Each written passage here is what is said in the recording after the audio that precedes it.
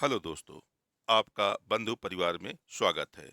आज हम दोस्तों 10 अप्रैल 2023 से बनने वाले अति महत्वपूर्ण करंट अफेयर के प्रश्नों को देखेंगे, जो उत्तर प्रदेश की आने वाली विभिन्न प्रतियोगी परीक्षाओं के लिए होंगे अति महत्वपूर्ण। तो आइए आज का पहला क्वेश्चन देखते हैं। बीपीसीएल के चेयरमैन व प्रबंधक निदेशक के रूप में किसे नियुक्त किया गया है?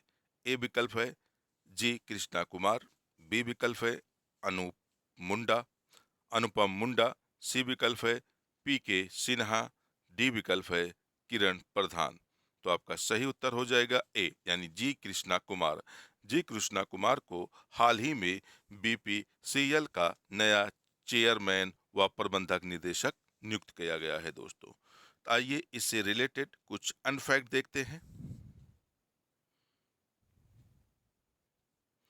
जी कृष्णा कुमार को हाल ही में Bharat petroleum corporation limited BPCL का नया चेयरमैन व प्रबंधक निदेशक नियुक्त किया गया है।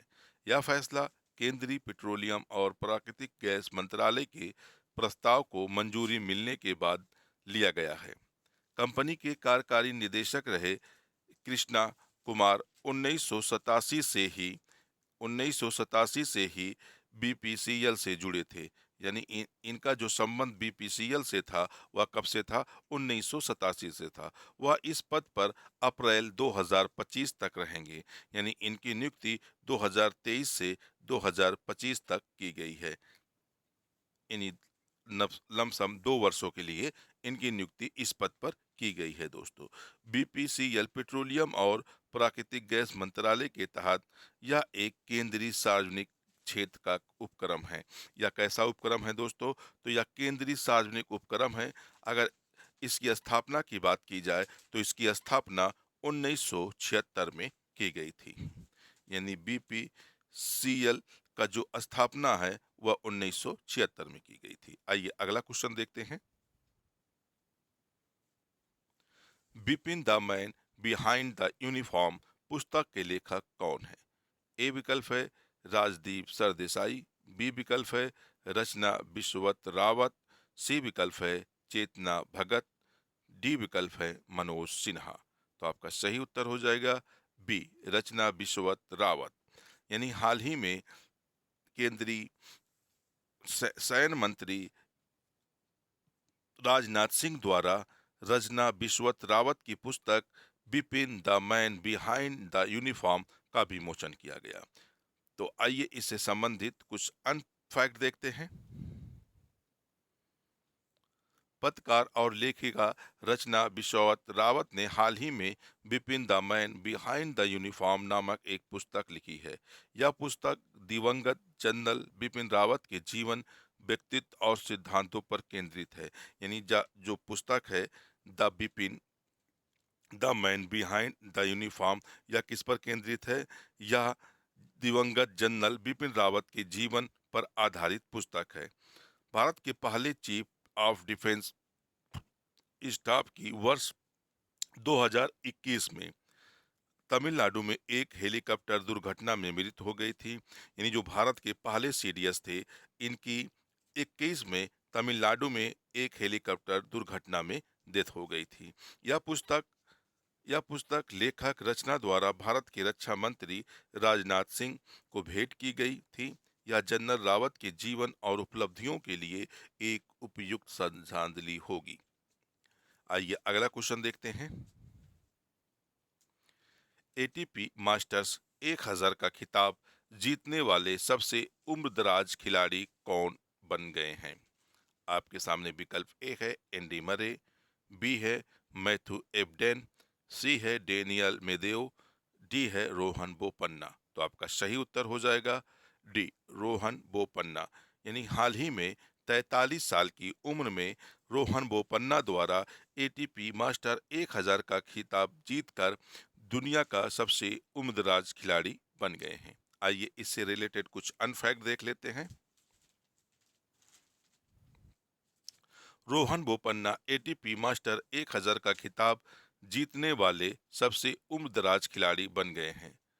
43 वर्षीय बोपन्ना ने अपने ऑस्ट्रेलियाई जोड़ीदार मैथ्यू एबडेड के साथ इंडियन वेल्स मास्टर टेनिस का मेंस डबल का टाइटल अपने नाम किया है।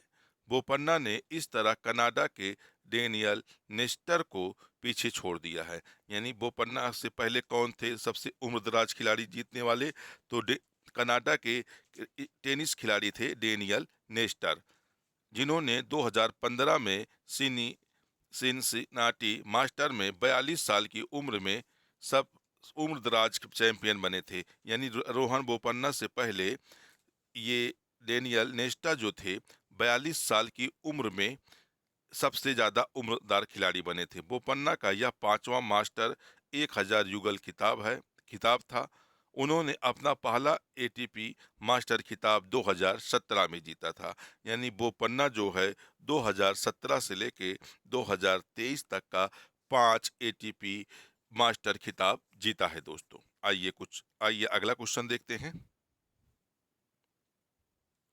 वित्तीय संकट से जूझ रही Swiss bank Credit Suisse bank का अधिग्रहण किसने किया है?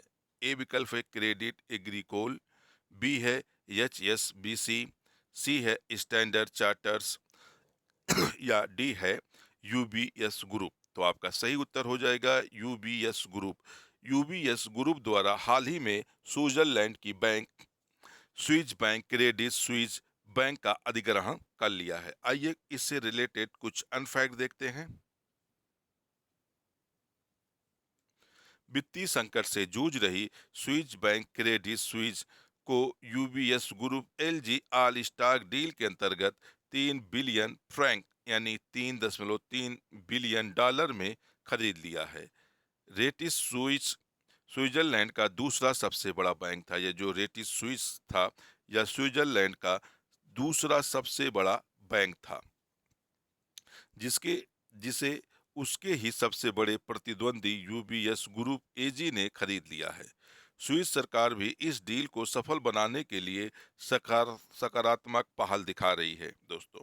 सर, सरकार सहायता और फाइनेंशियल बैकअप स्टफ में 100 अरब डॉलर से अधिक फ्रैंक की मदद कर रही है।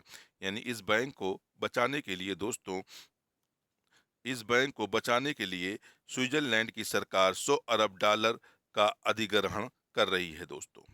आइए अगला क्वेश्चन देखते हैं।